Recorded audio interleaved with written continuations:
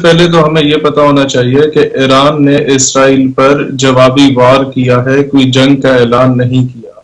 जो वार दमिश्क में हुआ था, इस चीज को लेकर प्रोपेगेंडा किया जा रहा है कि ईरान ने तो सिर्फ एक हमला सा कर दिया, और वो भी फलस्तीन के लिए नहीं किया, वो तो जनाब उसकी दमिश्क में मौजूद जो सफारत खाना था उस पर अटैक किया गया था। तो सवाल ये पैदा होता है कि इसराइल ने ईरान के सफारत खाने पर या ईरान के किसी भी ऑफिस पर दमिश्क में अटैक किया क्यों था। सवाल ये पैदा होता है कि हिजबुल्लाह को कौन सपोर्ट कर रहा है बैक एंड पे। सवाल ये पैदा होता है कि लेबनान से जो अटैक होते हैं इसराइल पे, उसको कौन सपोर्ट कर रहा है। सवाल ये होता है कि हमास क्यों बार बार ईरान का दीगर ममालिक के साथ शुक्रगुजार रहती है। अब मैं आपको बता दूं, जो चहमगोइयां पिछले 1.5 दिन से हो रही हैं, ये क्यों हो रही हैं। अमेरिका ने वैसे नहीं जनाब, ये अरबों डॉलर्स की इन्वेस्टमेंट है दो तबकों पर। एक तो जिन्हें हम कहते हैं, मैं उलमाए हक की बात नहीं कर रहा, हर मकातब फिक्र में, हर मकतबा फिक्र में अच्छे उलमा भी होते हैं, लेकिन 2-2 टके के मुल्ले मुलवाने भी होते हैं, जिनका काम सिर्फ ये होता है कि जब भी कभी इसराइल के खिलाफ ईरान कोई स्टेप ले, या इराक कोई स्टेप ले, या लेबनान कोई स्टेप ले, या यमन का आर्मी चीफ कोई स्टेप ले, तो वो उन मुल्ले मुलवानों को उनके खिलाफ छोड़ दिया जाता है, खुला छोड़ दिया जाता है। बिल्कुल इसी तरीके से जिस तरीके से 2-2 टके के मिरासी जाकिरों को छोड़ दिया जाता है जब अफगान तालिबान अमेरिका के अगेंस्ट कोई स्टेप लेते हैं। तो ये चीज उम्मत मुस्लिमा को समझने की जरूरत है कि ये मामला कोई सेक्टेरियन मामला नहीं है, ये अल-कुद्स का मामला है, और इस सूरत हाल पे हम सबको एक पेज पे होना होगा। Either you are a Sunni, you are Shia, you are Wahhabi, you are ABC whatsoever. भाई इस वक्त जब फलस्तीन में, गजा में, हाइफा किसी भी इलाके में जब मुसलमान बच्चे बच्ची पर या हमारी माँ बहन बेटी पर जुल्म होता है, आप उससे मकतबा फिक्र नहीं पूछते। जब उनसे मकतबा फिक्र क्यों नहीं पूछा जाता, तो फिर आपको क्यों ये लगता है कि जनाब इसराइल पर अटैक भी सिर्फ तब जायज समझा जाएगा जब आपका मकतबा फिक्र करेगा। ये मकतबा फिक्र की जंग नहीं है, मुसलमानों की जंग है।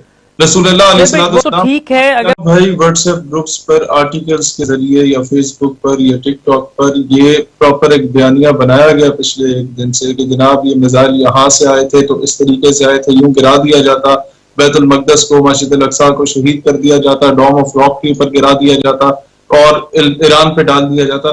सर ये false flag operation Israel, India, America, they have been doing it. ये माजी में कई मरतबा ऐसा हुआ।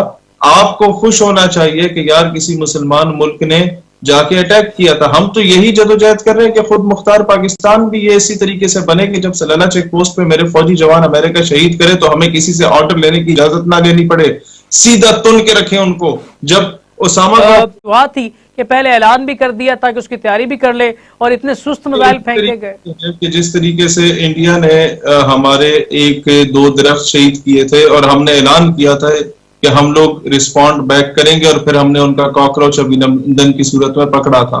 ईरान ने भी इसी तरीके से रिस्पॉन्ड बैक किया। मसला सिर्फ ये है कि इस वक्त स्कूल ऑफ थॉट की आड़ में कई लोगों की दुकानदारी का मसला बना हुआ है सर, उसके अलावा कुछ भी नहीं है जो ये सारा प्रोपेगेंडा हो रहा है। यही काम सऊदीया करता, मैं उसके साथ होता, यही काम तुर्किया करता, मैं उसके साथ होता। अफगान तालिबान का मेरी उम्र में पाकिस्तान में कोई बंदा नहीं है जो सबसे बड़ा सपोर्टर हो, और ओपनली जिसने उस वक्त जिहाद का सपोर्ट किया, उस नैरेटिव का सपोर्ट किया जब लोग डरा करते थे। बिल्कुल सर ये मामला खुदा का वास्ता है, मैं दोबारा इस फॉर्म से निकल गया। अब आते हैं उर्दन से क्यों नहीं किया। भाई उर्दन तो खुद उस जहाज को गिरा रहा है। उर्दन या जॉर्डन की जो गवर्नमेंट है वो तो बेचारे इतने ताकतवर है ही नहीं, वो तो जो इजराइल कहता है वो उस तरीके से तस्लीम करने को तैयार होते हैं। तो वो उनके जेर अताब है जिस तरीके से हमारे बड़े अमेरिका के जेर अताब।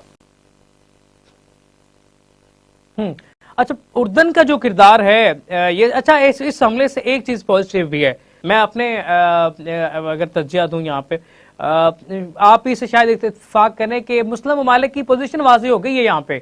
सऊदी अरब और पाकिस्तान की पूरी इसरार और खामोशी ने बहुत सारे सवालात खड़े कर दिए हुए हैं शेर साहब। देखें सबसे बड़ी बात यह है, मैं आपको साहब भाई थोड़ा सा इनडायरेक्टली की जगह डायरेक्टली बात करते हैं क्योंकि अवाम हमारी समझ नहीं पाएगी। अब आते हैं 2 स्कूल ऑफ थॉट हैं, देवबंद स्कूल ऑफ थॉट और अहले हदीस स्कूल ऑफ थॉट, और बरेलवी स्कूल ऑफ थॉट के भी कुछ लोग इस तरह के हैं जिनको ये चीज पसंद नहीं आ रही। सबसे बड़ा मैं आपको दलील ये देना चाहता हूँ कि ईरान ने यह हमला दुरुस्त किया कि सबसे पहले अफगान तालिबान ने इसकी हमायत का ऐलान किया, फिर जाके फतवा अफगान तालिबान को भी लगाओ कि आप भी इस्लाम से खारिज हो चुके हो।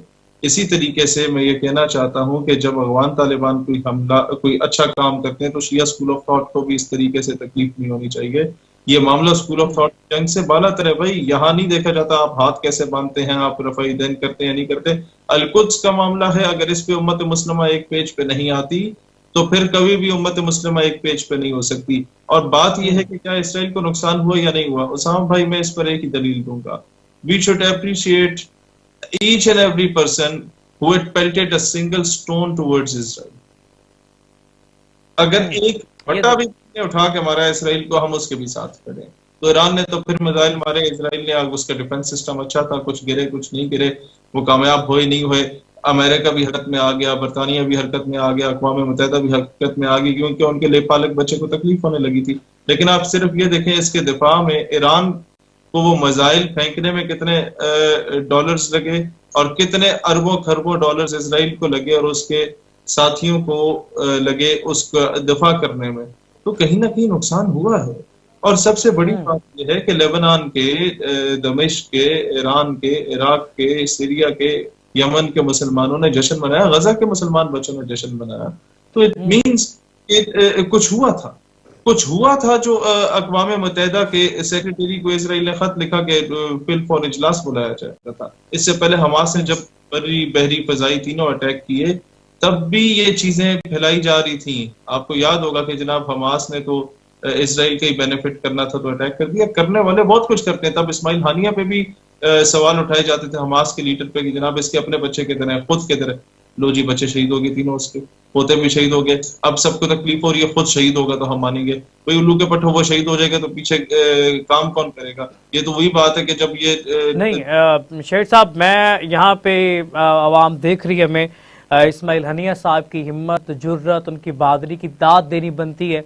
अपने पोते, अपने खानदान, बेटे सब लुटा दिए, लेकिन एक मुस्कुराते हुए चेहरे के साथ अपनी बीवी के साथ पिक्चर अपलोड कर दी सोशल मीडिया पे, और कितने जज्बे बहाल हुए इससे।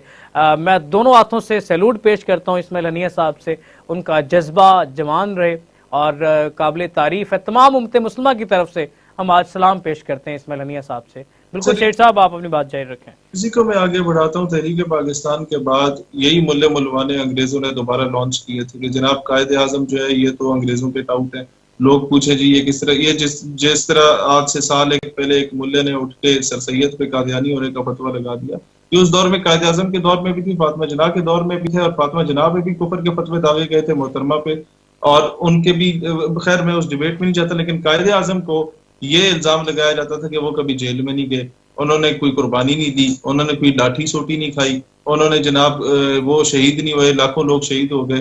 तो भाई कायदे आजम शहीद हो जाते, वो जेल में चले जाते तो पाकिस्तान इनके प्यो ने आके तो नहीं बनाना था ना, केस किसने लड़ना था। यही सवाल इस्माइल हानिया से उस वक्त किया जाता था, यही सवाल आज ईरान से। देखें, हम लोगों ने आज इस चीज को समझना है कि इस वक्त उम्मत को तकसीम करने की, उसमें कंफ्यूजन पैदा करने की, उसको डिवाइड करने की हतुल वसा कोशिश हो रही है। उन तमाम कोशिशों को हमने नाकाम बनाकर इस वक्त खालिसतन अल-कुद्स के लिए कोई भी आवाज बुलंद करता है, किसी भी मकतब फिक्र का आवाज बुलंद करता है बंदा, मैं कहता हूँ हिंदू सिख ईसाई भी आवाज बुलंद करता है, उसके भी जाके माथे को चूमे और उसे कहें यार थैंक यू वेरी मच, हम तुम्हारे साथ खड़े हैं।